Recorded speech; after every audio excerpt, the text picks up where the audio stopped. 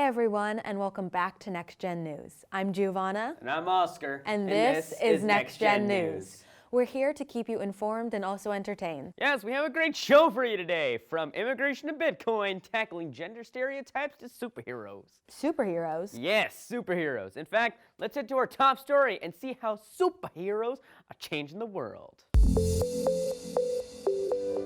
Hey Giovanna, who's your favorite Marvel character? Oh, that's easy. Definitely Wonder Woman. That's DC, not Marvel. Oh, that whole DC Marvel thing always confuses me.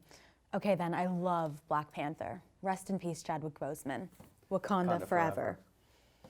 Black Panther is great. Who's your favorite Marvel character, Oscar? As someone who loves engineering, it has to be Iron Man. The fact that he's a regular human that designed this insane armor suit with so many powers blows my mind. What an innovator. Plus, he's just a straight up genius. Yeah, I guess he's all right. All right? He's the best. Just listen to the story and you'll see. Robert Downey Jr., aka Iron Man, is taking on climate change in real life. He recently launched a venture capital fund called Footprint Coalition with the goal to raise money to invest in companies creating groundbreaking technologies that are addressing the world's largest environmental challenges. He is looking to invest in food and agricultural technology, sustainable consumer products and services, energy and transportation, industrial technology, education and media, and advanced environment solutions. Wow, Iron Man, that's a lot. He is looking for investors starting at a $5,000 quarterly subscription, which is $20,000 a year, with a minimum 1-year subscription. Let's take a look at his pitch. I love our planet, but it's got problems. We all know it.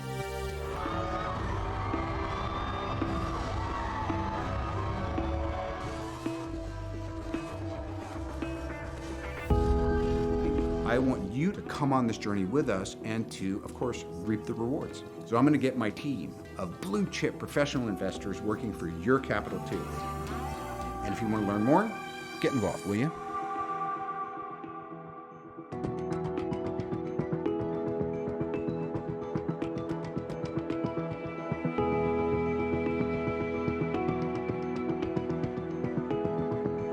Part of the messaging is we just got to talk like plain folk to each other, and also collapse these massive complicated ideas that the supposed super brains are holding all the answers in their silos, and say no, this is our problem, this is our existential crisis, give us the skinny and tell us what to do next, or rather tell us that we can help tell you what to do next. Well, I certainly don't have $5,000 for you, Iron Man, but I love the message. As he said, climate change is our problem. We can't sit idly by and let other people deal with it. Iron Man, perhaps you're pretty cool after all. I told you so. Hey, Oscar, I have a trivia question for you. Oh, I've been called the trivia king of my generation, so I'm ready. Okay, how many executive orders have presidents signed in total? You can round to the nearest thousand. 14,000. What? How did you get that so fast? Like I said, I've been called the trivia king of my generation. Well, you're right. When Biden took office on January 20th, he signed executive order number 13,985. But he signed so many in his first few weeks in office that the number is now over 14,000. Today, let's take a closer look at 4 of Biden's executive orders about immigration policies. First up, we have Executive Order 14,010. Its goal is to address migration from Central America and provide safety to asylum seekers at the U.S. border. This reverses Trump's policies limiting asylum and would allow more refugees that fled their home country out of fear or for political reasons to come into the United States. Next up is Executive Order 14,011. This establishes a government task force to reunite more than 5,000 families separated at the border under Trump's zero-tolerance policy. It will also protect family unity moving forward and ensure that children entering the U.S. are not separated from their families. If you've been counting along with us, the next one is Executive Order 14,012. This aims to promote access to the legal immigration system so immigrants can more easily be integrated and included in society. And finally, Executive Order 14,013. This looks to enhance programs for resettling refugees, but also plans for the impact of climate change on migration. As the effects of climate change worsen, countries along the equator will become uninhabitable due to heat, driving mass migration north and south. The purpose of the executive order is to plan for that mass migration. As a grandson of Mexican immigrants, I am in full support of these executive orders Biden signed. You know, Oscar, the issue of immigration is highly debated in this country. Many people are furious about these executive orders. How could reuniting people with their families be bad? I totally get your perspective, but I think we need to dig into this issue more to understand both sides. Let's now head to Trenton for this week's edition of NexGen Investigates.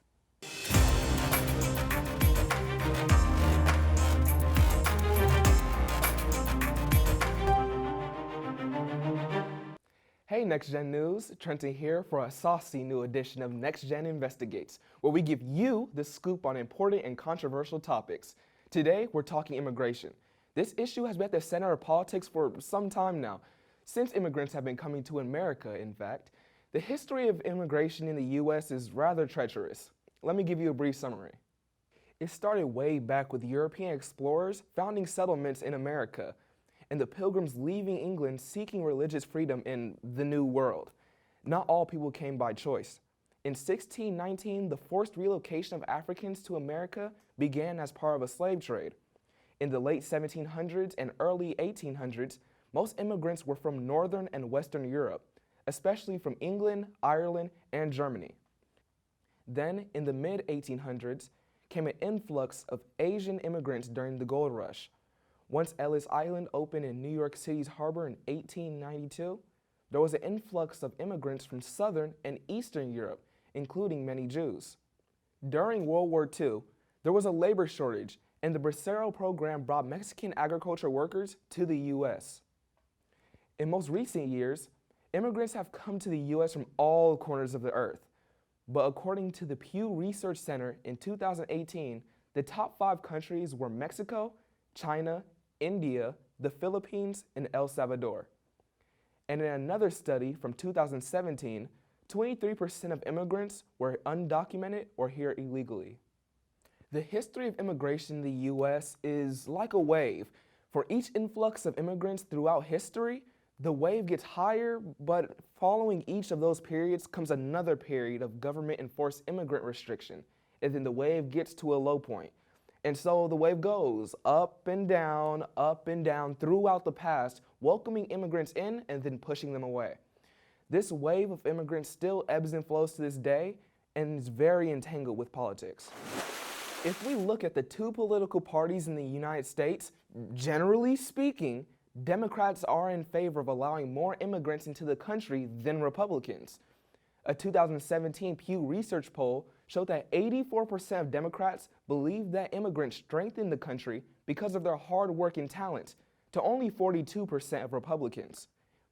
And this divide in opinion has drastically increased in recent years. If we use the wave analogy again, during former Republican President Trump's administration, the immigration wave was low. From the border wall between Mexico and the U.S., to the executive order banning foreign nationals from 7 predominantly Muslim countries. These policies aim to limit immigration and specific groups from entering the country.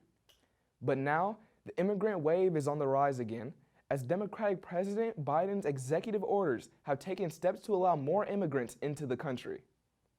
But now, let's take a look at the arguments for and against immigration. Let's start with the pros. People in favor of immigration say it will increase the size of the workforce, which will lead to a higher economic growth. That immigrants often take jobs that are unwanted and therefore fill a need. And immigration leads to a multicultural society. Now, let's take a look at the cons.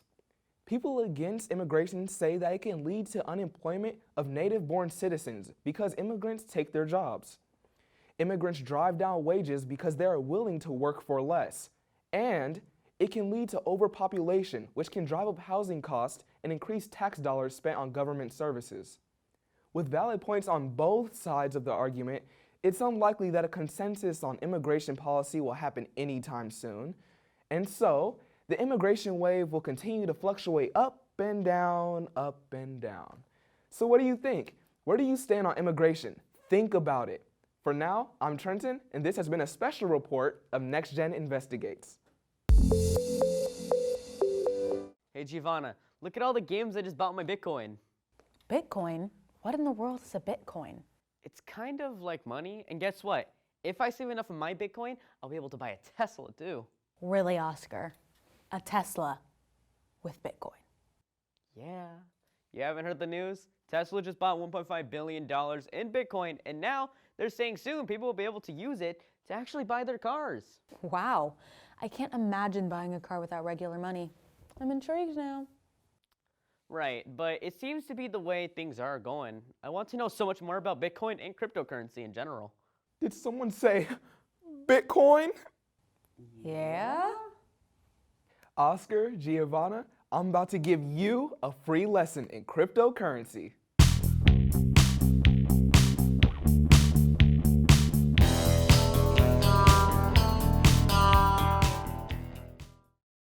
Hey everyone, it's Trenton here for NexGen Finance. Just recently, Tesla has made the announcement that they would start accepting cryptocurrency, like Bitcoin, to purchase their cars. But what is cryptocurrency, and how exactly does it even work? Cryptocurrency is a digital currency. That means it only exists electronically.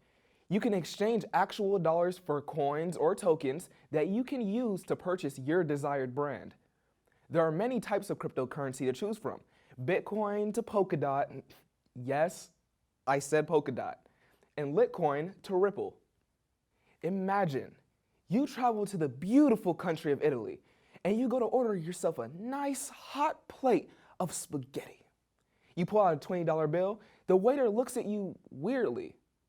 You have to exchange your money for a type of money used in Italy, the euro. This is the exact same thing we do when we purchase cryptocurrency. You exchange your dollars for whichever cryptocurrency you want to buy. One feature that many enjoy of cryptocurrency is the fact that it's decentralized.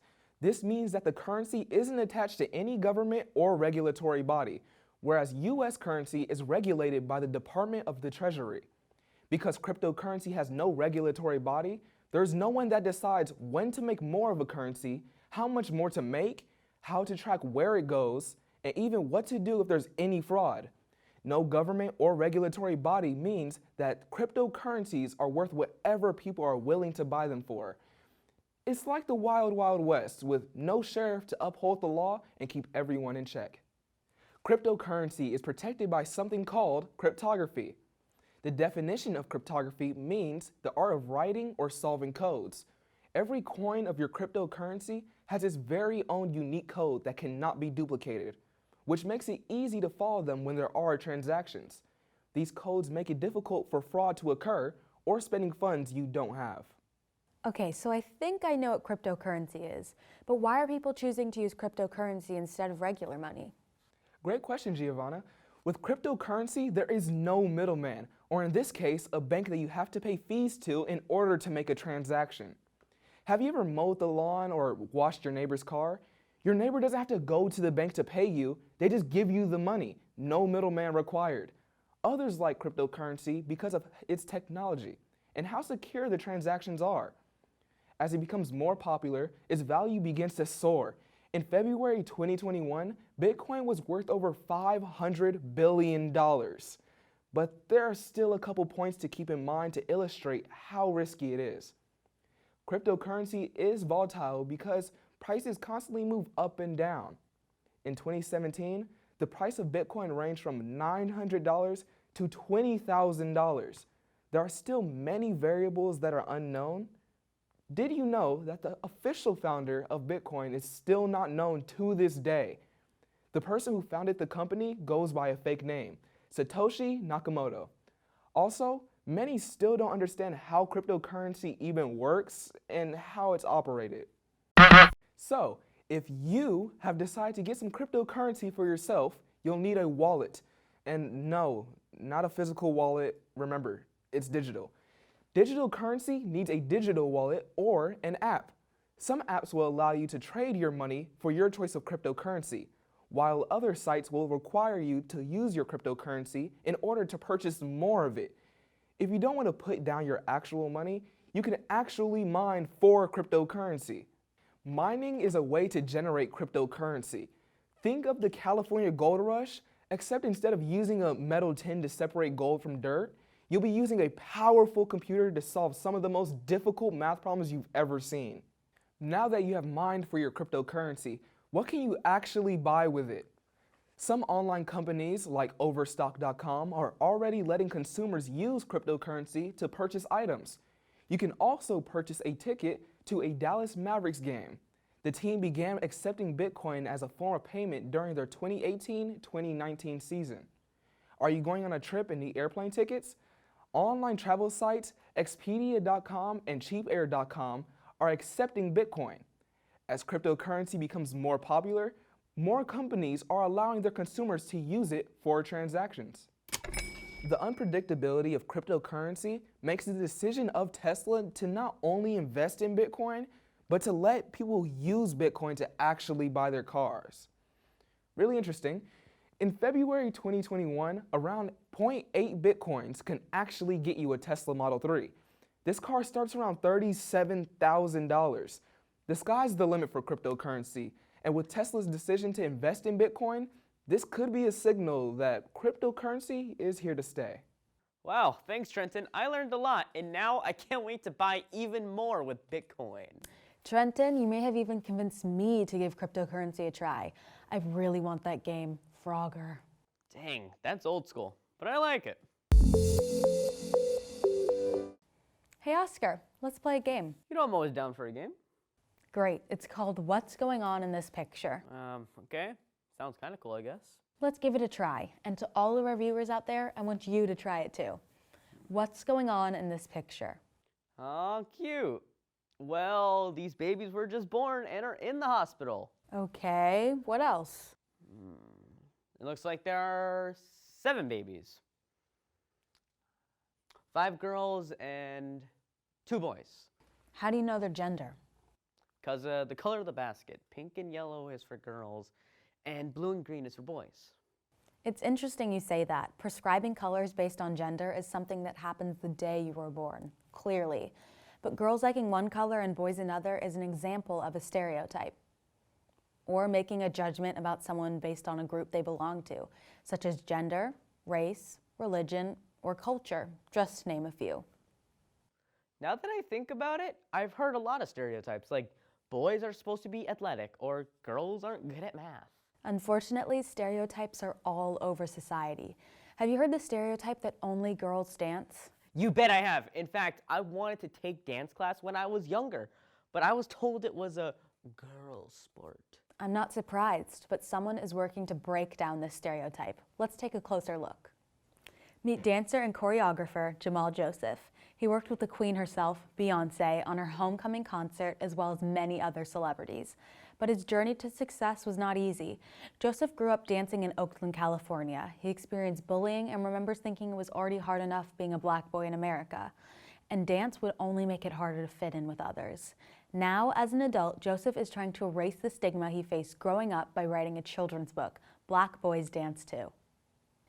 Joseph's book follows a young black boy, Darnell, who loves to dance and enters a school talent show. Because of his love for dance, he isn't accepted by his friends. Black Boys Dance Too is all about loving the gifts you were born with and combating stereotypes associated with black male dancers.